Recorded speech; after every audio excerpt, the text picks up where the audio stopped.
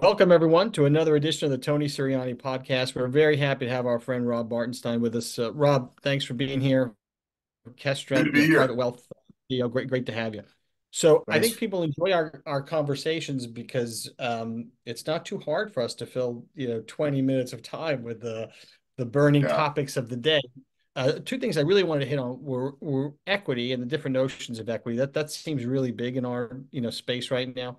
And then yeah. maybe just hit on AI a little bit. What people think, or what you're thinking. In terms of where this is going to be. I think it's got to be part of next year's plans for everybody. hmm hmm Um, but also, maybe start out a little bit, state of the industry. I mean, we're coming to the end of the year here. Um, you know, where are you seeing things? What inning are we in with the M&A stuff? From your perspective, and you're right in it there. So Yeah, well, I mean, it's been another great year for us here at Kestra. As you know, we're not really trying to be the next biggest anything. We tend to kind of work with fewer, larger advisors, which is great, and it's a great way to create a business, a shared partnership with advisors. And it's been, look at that trend, as you know, we were early, right? yeah, But as things have progressed, it's really kind of taken off. And I'm looking at year over year numbers going back to about 2018, and it just goes parabolic, yeah. right about there. So each of the big firms has kind of taken their turn in the woodshed, so to speak, with advisor departures, and that's a yearly kind of thing. Last year, I think for us at least, the big surprise was Edward Jones. We had not worked with any Edward Jones advisors previously, and all of a sudden, it seemed like everybody we were talking to was coming from Edward Jones all over the country and Merrill, and it continues to be Edward Jones and Merrill this year, has continued to be Edward Jones and Merrill this year, although we brought in some great teams from other firms. Those tend to be the two firms that seem to have the momentum in regards to departures at the moment, Yeah. and that changes year over year, as I say. But where we are in the evolution, I mean, I think the M&A thing is just taking a breather right now, just with the rate increases and the cost of capital increases over the last year, which were pretty sharp. That has obviously it has a big impact on valuation and what people are willing to pay or can pay, and I Yeah, think what's that's interesting about that is because you see that, but you also see that let's look back because like you said, we've been here for a while, right, in this thing. So you look back over the last 10, 15 years, the M&A stuff has morphed to fit, oh yeah, what's and it available. will Right? So it will continue to. yeah, so let's take a partial, we minority. Yeah. I mean, it's just very interesting. Well, for better or worse, investment bankers have crowded into the space, and I would say for the better in a sense, because it's really it's made it's made that whole process more sophisticated. It's made it, I think, more accurate. That's good for buyers and sellers, and people are reaping the rewards of that. I think private equity is obviously playing a big role. There's a lot of money chasing this space in the aggregate. And so you see a lot of firms getting infusions of capital, big firms, small firms, middle-sized firms. There are a lot of people that want to be in this space. So it's vibrant. I just think at this very second in time, there's a little bit of a pause, but I can already see it. We have Blue Spring Wealth, which is a division of our firm. That's all they do is go out and acquire firms. And after a little bit of a lull, I'm aware of, I think, 3 deals that we already have on the board that we're going to be wrapping up. So I think it's not likely to slow down anytime soon. And that inverted demographic pyramid that we live in this business, where everybody's old at the top and very few people are young at the bottom, everyone's looking eventually for the succession plan or for the And exit ramp. that's the benefit of what you guys are doing, and everybody, other people who are developing firms as in the RIA space as a model, right? Because Right. you need a part two. I don't want to say it's impossible, but it's pretty difficult to do on your own. You're in Des Moines, who do you know? How are you going to get somebody to come in and be your successor, right? That's a huge, that's a huge issue. The other challenge is you mentioned, the M&A guys coming in and aggregating. I've always kind of felt the business, Rob, is like cut between deal guys and business guys. And a lot of these aggregators are deal guys. I don't know how good that is for the business. They do a deal, they sort of mush guys together. It's not a firm. I think they wake up one Yeah, day and they realize they bought a baseball team, not a football team. That these guys are free individual. They're going to run. They're going to do what they want to do. that's right. Whenever they want to do it. Whereas you guys are you're building a business around the notion of independence that somebody can join, and that it's a little more than just here's some cash. I'm gonna churn this thing down the road. Oh, thank God it's not that. I mean, I couldn't do that, and I know you couldn't do that either. That's out there for sure. I mean, we've seen examples of that, and some of them, frankly, haven't worked out very well, right? But I feel like, and I think we here at Kestra feel like this has always been about, even all the way back from the beginning with you and everybody else. I think we've always thought this was about the advisor and the client together.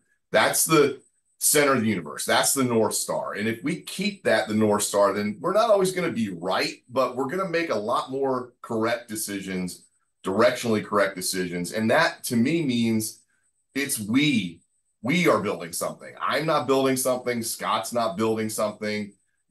We with the advisors are building something, and that culture really comes through. We're going to have a big meeting here in February, and when we get all the folks together and the numbers are Tony, believe it or not, we're going to probably do 75-80 million dollars of top line this year, Oh, and just in the little fantastic. private wealth services space, and then we're at 60 plus firms and 150 advisors and growing. It's crazy. I mean, the quarterly billings were things that you and I would have high-fived annual billing on, Yeah.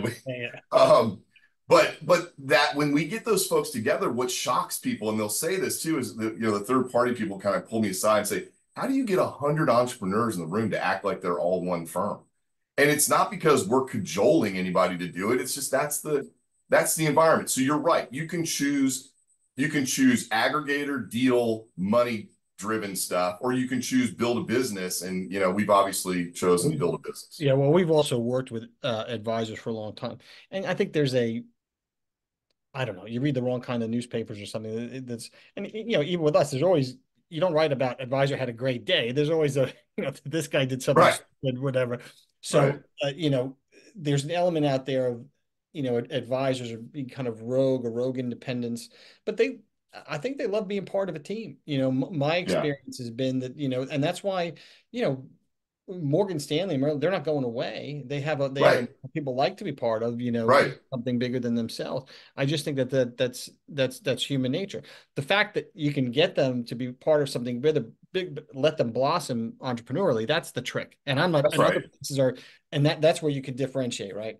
And I think we've always said it, the folks that want to work with us, they want to be independent and they don't want to be alone. Right. So that some people want to be independent and alone, and there's nothing wrong with that. That's a style. And there are a lot of styles to as many people as do this business. That's how many ways you can do it. And that's always been true. But we just attract a certain kind of advisor, and that's what's great for us. And there are a lot of great firms in this space that are helping people go independent. We are not the silver bullet or the one-stop answer for everybody, but what we do, I think, we do it consistently. Yeah, and I think that's the thing that advisors, look, from your point of view, right? All you want is a look. You want the right guy to take a look. That's all, and The talk right guy the right or or girl, all guys. gal. Yeah, Yeah. again, all guys. We want men and women to take a look. And if they do and they fit, that's the trick. Yeah. It's not for And it's not for, and you're right. You're 100% right. And I think one of the things that I'm careful to try to say to folks when we're having those early conversations is, as much as I can, I'm really not trying to sell you on this.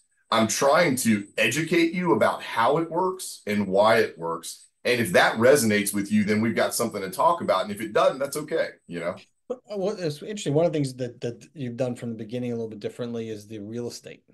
Yeah.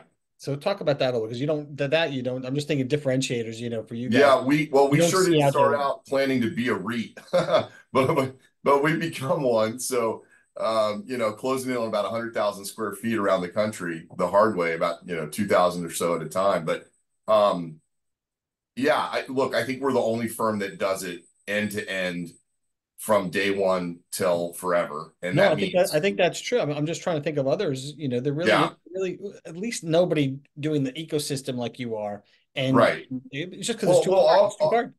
yeah, our position has always been let's narrow the gap from being in the wirehouse as an employee and wanting to be independent. Let's narrow that gap as close as we can so somebody can step over. They don't have to leap into the void.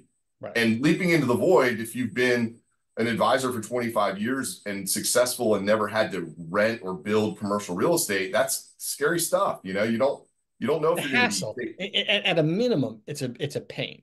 You at know a what I'm saying? minimum, it's a tremendous pain. Yeah. And at worst, you get, taken for a ride in a way you didn't understand or anticipate. But at the very least, in our program, the economic risk of that entire enterprise is on our side of the ledger. And we have a project management team that does that. They're pros at it. That's what they do. They find it for you. You pick, you point, that's the one I want. Of the 10 choices, I want that one. Okay. We go into work with the landlord, negotiate everything up, and then the project management general contractor guys come in behind it and build it to suit what you want as the Yeah. advisor. And then we pay the rent and take care of it forever. Yeah. Yeah. It's a big deal. I appreciate you pointing that out. I mean, I forget that, that's, we've been doing it so long. I forget that that's a unique thing, but honestly, I think it makes a big difference. Yeah, and I was just thinking about that because you said you sit down, you're not trying to talk guys into it, but those are the things you should be telling them, right? There's a lot of big world out there. And I Yeah. think to sort of deal people from business people, making that separation in advisors' minds, is critical. There was a big thing, when we were at the wirehouses all the time. It was like the sports analogy when the player says, every time I say it's a business, you say it's a game. Every time I say it's the owner, every time he says it's a game, it's a Yeah. business, right? When you want them to come in and get you a new assistant, they're like, it's your business. You're an It's a entrepreneur, business right? Go ahead decision. and do it. You do it. And then when you Yeah. say, I need a better payout, like hey, it's a business. We can't be doing Yep. that. Yep. You're an employee. So it's the Yep. employee versus entrepreneur thing, and that's a struggle to get over. For sure. We're really focused on trying to be the hospital and let the advisor be the surgeon. Yeah. And, they want to come in every day and operate. That's what they do best. That's what they like to do. That's why they're so highly regarded. And that's what we want them to do. We don't want them to, sterilize equipment and wheel the guy to the curb. They want to perform operations. So that's the environment we're trying to provide. So it's an echo of what they've always had from a support standpoint, with a much friendlier face attached to it, and people that are anxious to serve them, because these are independent contractors and they are independent and they can go anywhere they want anytime they want. So it behooves us to get up every day and get after it on the service side. And that's a very virtuous cycle, right? I mean, it's just like when you were an advisor and you had clients. They could leave you at any moment for any reason. And this is the same. Yeah. Yeah. You gotta work at it. Yeah. I'm back to the aggregator guys. I'm not sure they understand that when they develop these things. They're No, I looking think you're they're right looking at it about as a that. deal. It's a lifestyle. Yeah. It's a get up every day and get at it kind of thing. Yeah. Yeah. For No sure. question. So when I look over the next year, I haven't written out my predictions of where we're going. But I'm one of the looking things forward to that. that's gonna be it's gonna I have it in my head. I just have to find the Okay. time to write it Okay. down. But one of the things is that I'm looking at is AI. So Yeah. it is I'll just briefly tell you kind of what, some of the basics from my point of view. It's a tool, right? It's not For sure. it can't look back. That's the good news for us right now. I can only look back. I mean, it can't look forward. Making a prediction is not going to be what it's about. But Right. when I look at some of the systems that AI has now, they're getting close, right? So it's not this is not robo advising, which I think you and I both thought was a joke, right? So, but Right. this is AI, I think, has real application. So at our events that we did, we had advisors coming in. They were saying simple things like a newsletter used to be the worst pain in the ass job on the team. Nobody wanted to do it. Goes, once a month to the lowest paid employee has to put it together, right? Lowest Right. paid employee. And then now they do weekly because they can. And so now they have a great weekly newsletter. It takes 2 minutes. It doesn't take 7 hours of cutting and pasting, right? They Yeah. don't have time and they go. And you have these AI things where you can put in, take your investments, put Iran or Iran or Israel-Hamas war, and it'll tell you which ones are could be impacted, potentially. That's pretty valuable, stuff from an AI perspective. Yeah. And I've been asked this maybe a half dozen times recently by advisors. Is this going to take away our job? Is AI going to take away our job? So I've come to the conclusion I'm not going to. I would say if you don't adapt to the tool of using AI, you are going to lose your job. AI will take your job. The advisors that know how to use it are going to take away your job. Because if you just Yeah. sit there with it, you're going to have a problem. I This mean, may be a this may be a horrible way to try to express my thoughts on this, but the movie was Avatar, right? Remember that? And the bad guy had that big exoskeleton thing that he rode around in. I think that AI in a way is kind of like that for advisors. It's not going, let me say as a baseline, it's not going to replace an advisor, a good advisor. And the reason it's not is that people are still, when it's big decision time and it's big money and big planning, they want to look somebody in the eye and they want to know that they're dealing with someone who has a track record, experience, et cetera. And so I don't think a machine anytime soon is ever going to adequately replace that. But I do see AI as a great way to augment what you're already doing. And a great example might be there are a lot of financial planning suites of software out there. AI could be woven into that to prompt the right kinds of questions that an advisor might have missed based on previous inputs. Yeah, you see a lot of compliance applications, a lot of Reg BI Compliance for applications. sure. There's already a firm out there I think is doing a great job. I think it's called Seeker that is working on AI for compliance, which will be super helpful for advisors and for firms just trying to manage all the regulatory requirements. There's a software out there called Holistiplan, and I don't want to be, I'm not like shilling for anybody, but I'm aware of the effectiveness of that's a tax planning software that uses AI to examine a client's tax return, and we've had advisors have tremendous amounts of success with that. Even working with CPAs, they're not threatened by it. In other words, it's giving good recommendations, and they're appropriately delivered. So I think AI ends up being a force multiplier if used properly by advisors. I don't think it kills the business. The trick is that, one of the wraps always on the independent space versus the wires. And certainly when you're in a wirehouse, they tell you this every day, but that you're going to have a diminution in technology when you leave. And I think, AI could be a point like that where you're saying, whereas I think I've always felt that you're more nimble, right? In right. that space. So just where do you think that sort of lands in terms of maybe being another dividing point in technology between the large wires making investments in AI? Well, they clearly have large budgets, right? And they're not afraid when they bite down on something, they're not afraid to pour money into things. So they may be, it's funny, like you go back to the early 2000s or the late 90s, Merrill had that massive budget. They made that massive tech spend. They led the industry, and it was amazing. And it actually helped the industry because other people copied what they did. And there were a lot of good innovations there. Yeah. It ultimately the firm ended up being sold for more than they spent on the technology, which is sort of an irony of the '08 debacle. But that sort of investment in a way does have the propensity to create trickle down. So there's that. I don't know. I think that we're going to struggle, at least initially. And this is where big firms may have an advantage. I'm not a technologist, so I don't know.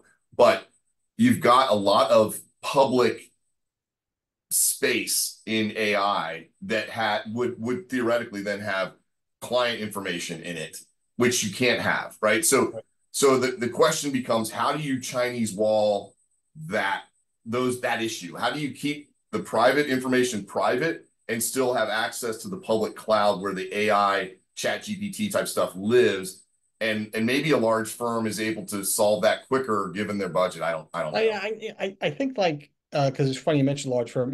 Merrill started the CMA, and people were like, why the hell would I want to give my clients a checkbook, take money out of their account? It didn't make sense to a lot of people. And now everybody uses it. It was a great idea. Oh, yeah. I think they've lost the ability to innovate, though. I don't count on them doing much innovation. And I think that the benefit that we have on the independent side is that you have these sort of smaller firms, more nimble, right? You're able to adapt. I think you're going to see people like that you use, or you're like an InvestNet, or like a, like take on that role and bring in AI in a selective way. And then you're going to pick and choose. Like you said, some of the people you just mentioned, your guys are already using it, and your guys will get to use it faster than they would as long as you can Well, get. yeah, look, don't misunderstand me. Oh no, I I know, I'm certainly, just saying in general. yeah, I certainly don't think that the big firms have an advantage over us in the aggregate. I think being small and nimble and being cloud based as we are is a huge advantage, and that's been proven out, year over year for the last several years. So you're right. I think that if we're talking about practical application, we are definitely going to be first. We're definitely going to have as an industry, I'm saying, Oh yeah. the independent space, we're going to have the people that are out there testing this stuff, playing with it, getting used to it, integrating it into their practices way before the kind of the what do we call those people? The business prevention units back at the old firms. That I is think the not pressure's I something. think the pressure's going to go that way. I think the pressure is going to come from you guys. The other advisors are Yeah. going to be, what's going Well, the pressure is going to have to on? come from either the pressure comes from the top down inside a huge organization like that, and they get sort of a carte blanche green light to be malleable, or the pressure is going to be a competitive upward pressure by their advisors who are just saying, look, we're getting smoked because you guys can't keep up. Right, right.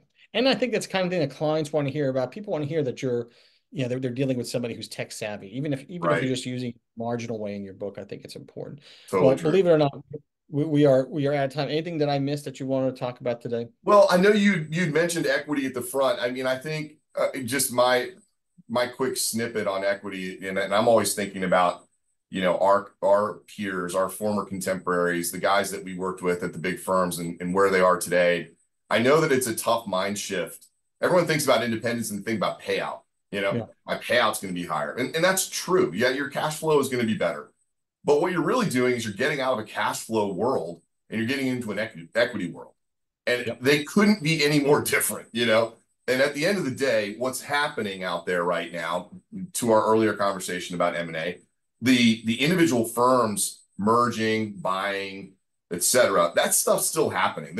I don't think there's been any real let up in that business. But the good thing is they're EBITDA based deals by and large. Again, back to the accuracy and efficiency and all that that's sort of evolved. That's great.